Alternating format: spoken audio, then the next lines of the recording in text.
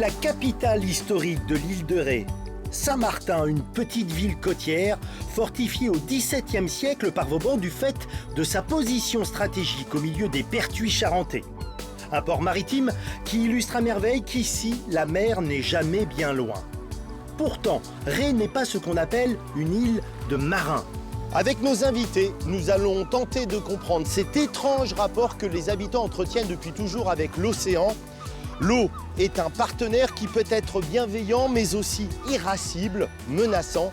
Cap sur l'île de Ré, la mer pour compagne.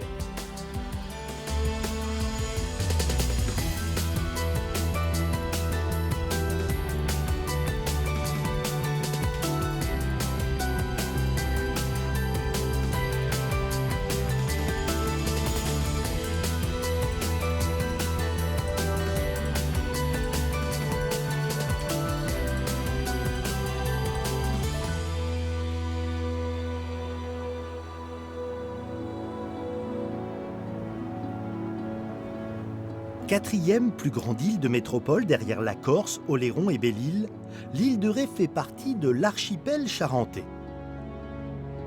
Plus de 100 km de côte à la physionomie changeante en fonction de la météo, des marées. Les jours de maline, c'est-à-dire de gros coefficients, l'estran est envahi par les amateurs de pêche à pied.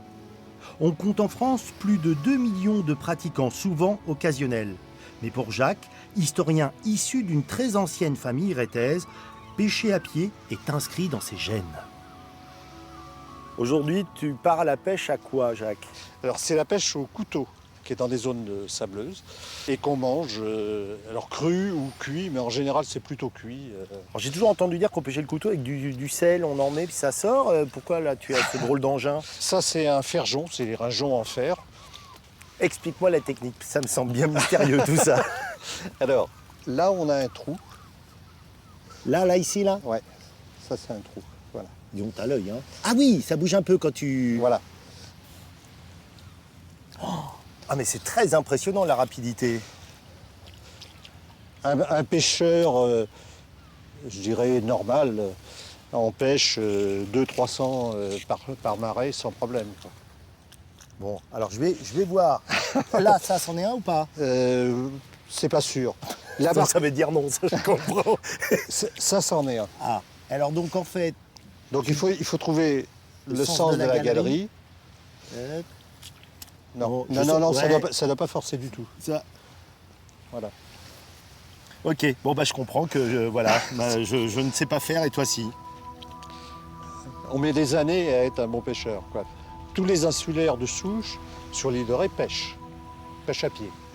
Alors, important, à pied. Oui, c'est pour ça que j'ai précisé. Il y a des pêches qui sont plutôt des pêches d'hommes et des pêches qui sont plutôt des pêches de femmes, mais c'est pas exclusif, quoi. Mais par exemple, les palourdes, c'est plutôt des femmes qui pêchent les palourdes.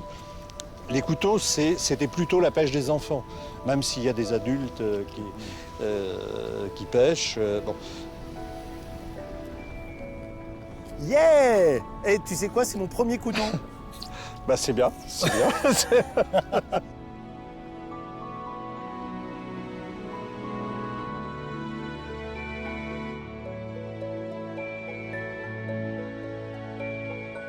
Cela peut paraître surprenant, mais l'île est très longtemps restée à l'écart de tout peuplement. Ce n'est qu'au XIIe siècle, avec la fondation de l'abbaye des Châteliers, que les terres, jusqu'alors délaissées, commencent à être mises en valeur. On a besoin de bras. Une nouvelle population s'installe pour travailler aux champs, notamment dans les vignes, puis très rapidement créer les marais salants pour exploiter l'or blanc, le sel. On utilise parfois l'expression paysan de la mer pour définir les Rétais. Est-ce qu'elle te semble justifiée? Ah oui. Alors, c'est le terme que j'ai utilisé quand j'ai commencé mes premiers travaux universitaires. C'est toi qui es à l'origine de ce terme? Tout à fait. Ah, je ne savais pas. Ah oui. Ah, c'est très bien. Ouais, je trouve que c'est très imagé quand même. Hein. Et ça correspond vraiment à ça. C'est la grosse différence avec les marins. C'est-à-dire que c'est des gens qui exploitent la mer comme ils exploitent leurs champs. Moi, quand j'ai appris à pêcher avec un vieux dans les écluses, on m'a dit, au moment du frais, on ne pêche pas les femelles parce qu'il y a la reproduction derrière. Les poissons qui sont trop petits, on ne les prend pas, On les gère la laisse, ressource. on gère la ressource. Quand on est proche de l'océan, il y a une ressource naturelle, ce sont les poissons. Est-ce que les rétés vont aller en mer pour pêcher? Alors, ils vont pas aller en mer, ils vont très peu pêcher avec des bateaux, mais autrement, ils vont construire des pêcheries en pierre, notamment, des pêcheries collectives de grande importance pour capturer le poisson. Lorsque la mer se retire, le poisson reste piégé à l'intérieur de ces pêcheries. Et ces pêcheries, c'est des ouvrages colossaux. À marée haute, le piège est submersible. Et quand la mer se retire, le poisson se trouve piégé à l'intérieur.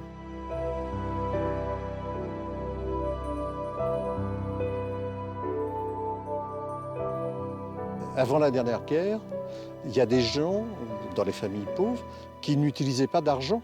Enfin, c'est-à-dire, c'était vraiment, c'était du troc, c'était des échanges. Il y avait une communauté solidaire très forte. On aidait son voisin. On allait à la pêche, on faisait une très belle pêche, on la partageait forcément avec les voisins. Et le voisin, la même chose, quoi. Ça, c'est l'esprit insulaire, Complètement. quand même. Ah oui, oui, tout à fait, tout à fait. Une terre de paysans, bien obligés de vivre avec cette mer qui les entoure, cette eau qui ne cesse de menacer les champs, les habitations. C'est bien tout le paradoxe de l'histoire de cette île, où l'on a cherché à profiter des bienfaits de la mer sans avoir à s'y aventurer. Cédric, à sa façon, perpétue cette tradition. Ce saunier est également maraîcher de la mer.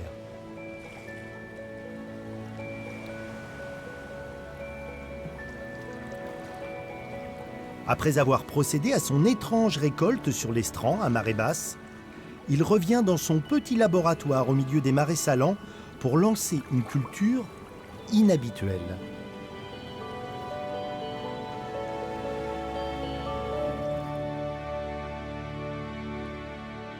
C'est de l'Ulva species. On appelle ça la laitue de mer. On a pris ça, il a fallu une petite heure pour récolter un demi-seau comme ça. Et donc tu as fait cette récolte dans quel objectif? Alors on va les faire reproduire, on va les faire sporuler, c'est-à-dire on va les faire pondre si tu veux. C'est-à-dire de les multiplier en quelque sorte. C'est ça, c'est ça. Alors là on a immergé les algues qu'on avait mis à sécher hier soir. Donc maintenant on va agiter l'eau simplement en y faisant des bulles. Elle est chaude cette eau. Elle est à 25 degrés. Oui. C'est la température idéale pour faire ça. Elles prennent un petit jacuzzi quoi. C'est ça. Au bout de 25 minutes, la magie opère. L'algue commence à devenir transparente, signe qu'elle libère petit à petit ses spores. Alors, c'est pas des œufs, c'est un petit peu comme des spermatozoïdes, des bébés algues, si tu veux, qui vont chercher à nager et à s'accrocher à quelque chose. Et pour après se développer et faire une algue adulte. Plus l'eau est verte, plus il y a de spores, plus il y a de laitue potentielle. C'est ça, c'est ça. Mais on parle en millions hein, sur un seau comme ça. Ah carrément, Ah oui, millions. c'est petit, hein, on les regarde au microscope. Cela dit, on n'aura pas des millions d'algues. On a des millions d'algues potentielles, mais... Tu vois? Ah, je vois bien. Et maintenant, on va verser ça. Cédric va ensuite verser cette eau chargée de spores dans ce bac. Des cordes sont alors immergées afin que les microscopiques bébés laitues s'y accrochent. Puis direction les bassins pour l'ultime étape.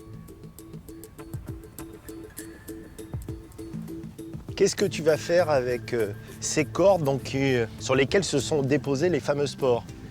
Alors, là, on va les tendre dans l'eau. Et après, on va faire une circulation d'eau avec un système de pompage solaire pour qu'elles puissent pousser, tout simplement. Allez. C'est une étrange sensation comme ça là, de descendre dans ce bassin. C'est agréable, hein? Et alors, la vase qui remonte dessine comme des nuages dans l'eau, c'est fou.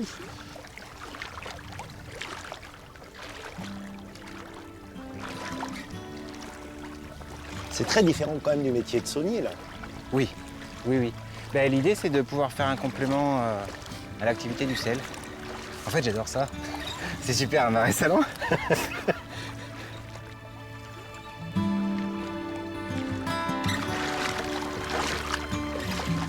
Donc là, c'est le résultat après quoi, combien de temps? Voilà, c'est ça. Là, c'est quelques semaines, un petit mois, je dirais.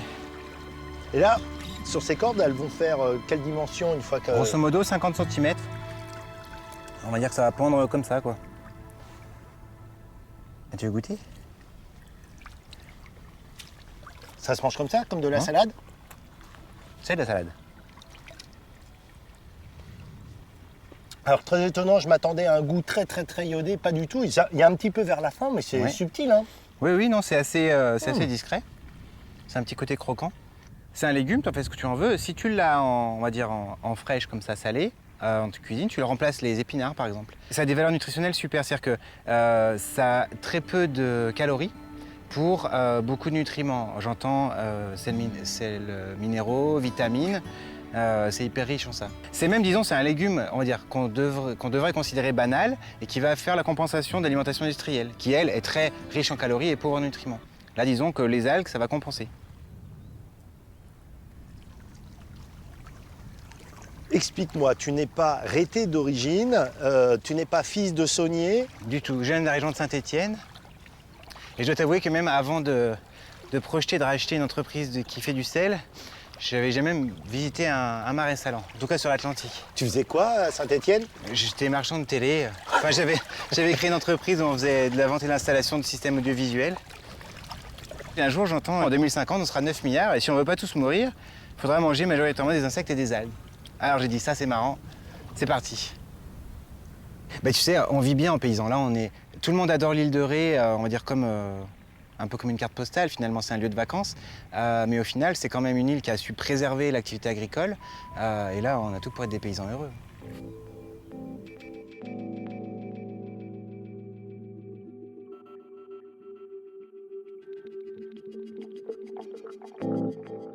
Sur l'île de Ré, les paysages sont bien plus que de la géographie. Ce sont aussi des cours d'histoire qui racontent ce que les hommes ont dû faire pour pouvoir vivre ici. Sur les 100 km de linéaire de côte, 66 sont protégés par des digues.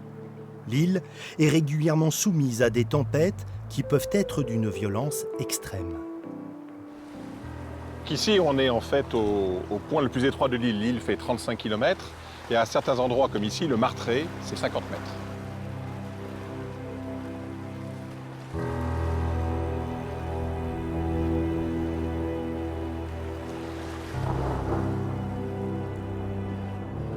Personne n'oubliera ici le 28 février 2010, tempête Xynthia, 2 morts, 1400 habitations détruites. Tu te souviens, toi, de cette nuit-là, si particulière? J'étais en première ligne parce que j'ai pris l'eau dans la maison. J'avais pas oublié mon arrière-grand-mère qui me disait ne ferme jamais la fenêtre arrière et le volet arrière. C'est une tradition chez nous, la dernière fenêtre de la dernière chambre est toujours ouverte. Voilà. Et effectivement, quand l'eau arrive, on est beaucoup mieux à ne pas se battre avec le volet roulant ou avec le volet quand ça monte, quand les enfants sont dans l'eau, etc. Et on est sorti par la fenêtre et c'était beaucoup mieux. Le problème, c'est qu'on a été négligent depuis 1941. 1941, c'est le dernier événement. Les anciens ont toujours fait des digues. On est sur un territoire, comme je dirais, les avalanches pour ceux qui vivent en montagne, il faut toujours entretenir. Et depuis 1941, dernier événement, 2 générations et demie ont un peu travaillé sur les digues, mais pas suffisamment. En 2007, le rapport est très clair, on a 85% des digues qui ne sont plus en état, et qui sont ou travaillées ou en mauvais état. Mais en attendant, on n'avait pas fait le boulot, quoi. Et donc ça s'écroule sur nous, et la digue du Boutillon part en morceaux parce qu'elle n'avait pas été travaillée depuis 1965.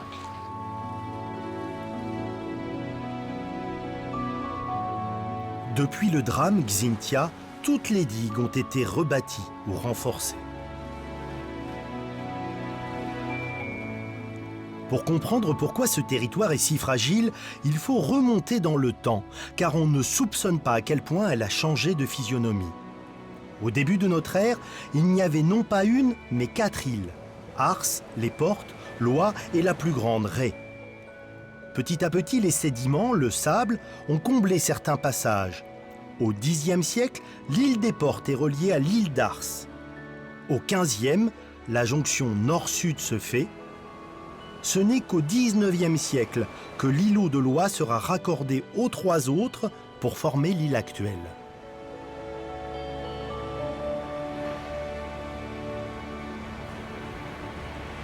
C'est un pont modeste par la taille, le pont du Fenot, et pourtant symboliquement il est très important. Ah oui, c'est la frontière entre l'île de Ré et Loie, entre les deux îles. Et c'est qu'au 19e siècle qu'un véritable pont de pierre et l'écluse en 1856 a été faite et où on considère que les Loidais ont été rattachés à l'île de Ré. Tu dis frontière, c'est un mot fort. Oui, moi, des anciens, il y a quelque temps encore, me disaient que je vais au continent voir le médecin. Et on leur disait, ah, vous allez à La Rochelle? Non, non, je vais à Saint-Martin sur l'île de Ré. Alors ta famille est de Loie, mais si je te dis Terreté, il y a... Si, bah, il faut bien sûr. Non, mais on est Loidais avant tout. Alors, et puis bon, c'est un endroit historique. C'est là aussi où en 1627, Toiras a mis une grosse rouste aux Anglais et on a laissé 2000 dans le Marais. Donc oui, c'est un moment fort.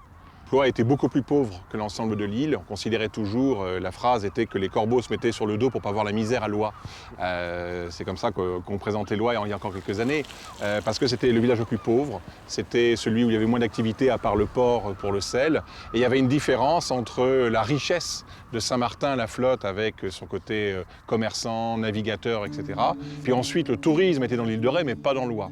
Ce qui fait que maintenant, Loie est un des endroits les plus protégés et très peu construit. Il n'y a que 12% du territoire qui est construit, parce qu'il a pris du retard, mais ce retard maintenant est une qualité.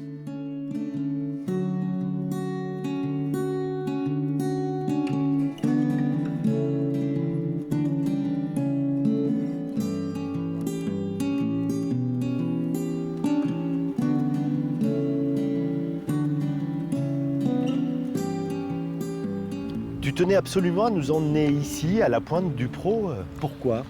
Alors d'abord, c'est le plus bel endroit du monde. C'est le Fier d'Ars. C'est tout ce qui fait la frontière entre l'ensemble de l'île de Ré et les 4 communes du Nord. C'est le coin le plus nourricier de l'île. C'est là où se fait toutes les réserves pour les poissons, pour les crabes. Et une réserve en matière d'oiseaux qui est fantastique. Personnellement, c'est un lieu qui te parle beaucoup ici? Moi, c'est mon lieu de famille, parce que c'est le lieu où j'ai appris à pêcher, c'est le lieu où la famille pêche l'anguille depuis très longtemps. Et mon grand-père avait cette tradition, c'est qu'il allait pêcher l'anguille, on partait très loin, et il pêchait jusqu'au dernier moment. C'est-à-dire qu'on avait de l'eau jusque-là, moi je barbotais, enfin c'était l'enfer, mais c'était notre époque, quoi. Bah, c'est formateur. C'est-à-dire qu'au bout de 4 heures, quand on a 5-6 ans, qu'on revient là, on se dit que la vie n'est pas la même chose après. Le Marais à côté, c'est un endroit où tu vas pêcher l'anguille? Par là, oui. Ça se dit pas, hein, mais oui, c'est ça. Non, parce qu'il y a que d'autres familles qui pêchent là. Enfin, on était 3 familles avant, les 3 familles cousines. Et puis on est toujours gardé par là et on est les seuls à le faire en fait, parce que c'est un petit peu technique. Et voilà. Comment tu t'y prends là avec cet outil? Alors, le mieux possible, donc en fait on tourne les algues, on tourne les pierres plates, et quand l'anguille s'en va, on essaie de l'assommer.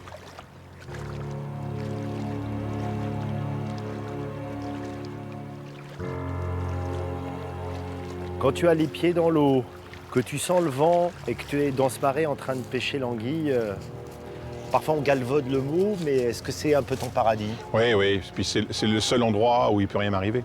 C'est le seul endroit où personne ne pourra jamais rien me dire. Donc voilà, c'est ça le grand plaisir. Et quand ça ne va pas, c'est là que je viens.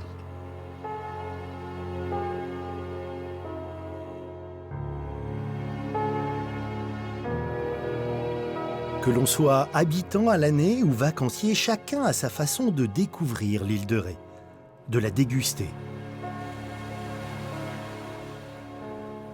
À pied, à vélo, sur l'eau. Mais celui avec qui nous avons rendez-vous est à sa façon un privilégié. Michael est en effet le seul pilote de paramoteur à disposer d'autorisation pour voler au-dessus de l'île. Il a travaillé des milliers d'heures pour concevoir des engins respectueux de cet environnement.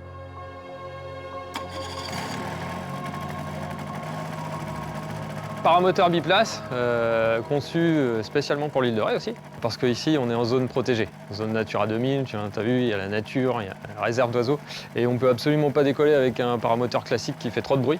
Donc il a fallu penser, il y a presque 5 années de mise au point, pour avoir un paramoteur qui fait 4 ou 5 fois moins de bruit qu'un classique. Attention pour décollage, c'est parti.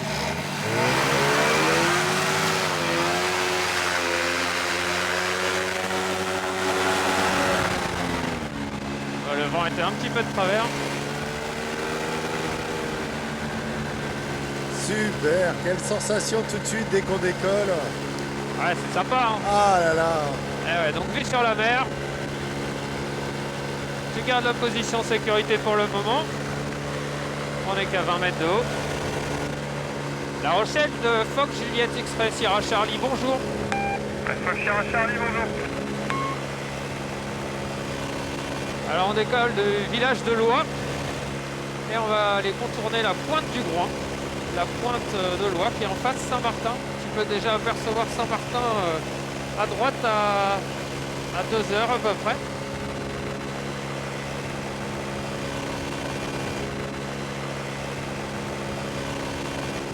Qu'est-ce que c'est beau en dessous, les chenaux, la vase qui prend des couleurs avec le soleil qui reflète comme ça au petit matin, c'est sublime. Ah oui, c'est beau, en plus ça change de couleur sans arrêt. Là, les marais salants sont en préparation et on comprend aussi un petit peu tout le circuit de l'eau de mer, puisque si tu regardes, tu as les petits carrés sur lesquels ils travaillent. Mais il y a quand même en amont de tout ça, tout un cheminement de l'eau de mer qui permet de d'osser la salinité avant d'arriver à la transformation du sel. Ce qui est très touchant, étonnant lorsqu'on voit cette île vue d'en haut, c'est qu'on mesure le travail des hommes qu'il a fallu pour structurer comme ça ce passage entre l'eau et la terre. C'est impossible d'en prendre la mesure quand on est au sol.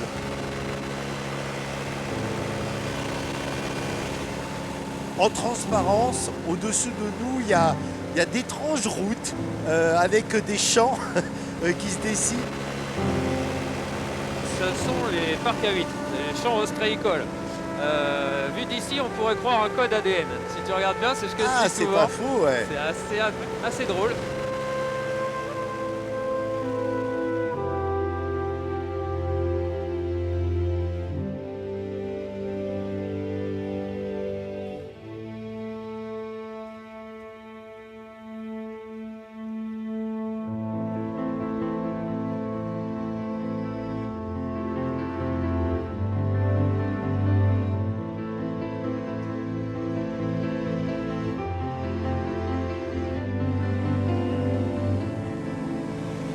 Il y a des bleus turquoises qui vont presque jusqu'au blanc. Mais je te garde le meilleur pour la fin. Comment tu es arrivé ici, Michael? Tu es originaire de l'île de Ré? Je suis venu en vacances un jour à 14 ans. Ouais.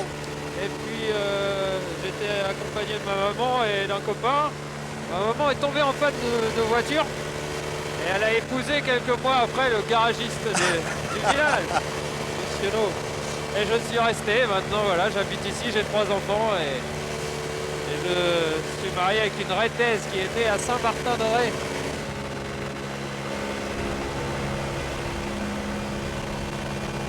T'inquiète pas, c'est pas une panne, je vais couper le moteur, c'est normal. Et on va planer, tel des goélands, regarde-moi ça. Waouh!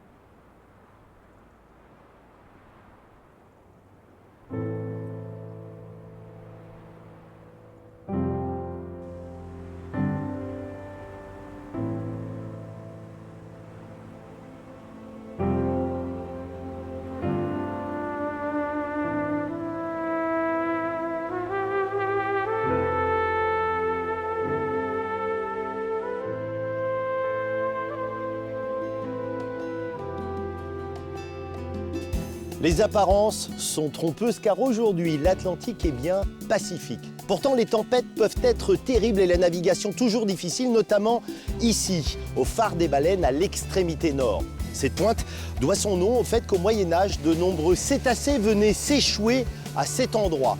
En se tenant prudemment à distance de la mer, tout en profitant de ses bienfaits, les Rétais ont su faire de cette île un territoire prospère, tout en sachant que ce trésor était d'une extrême fragilité.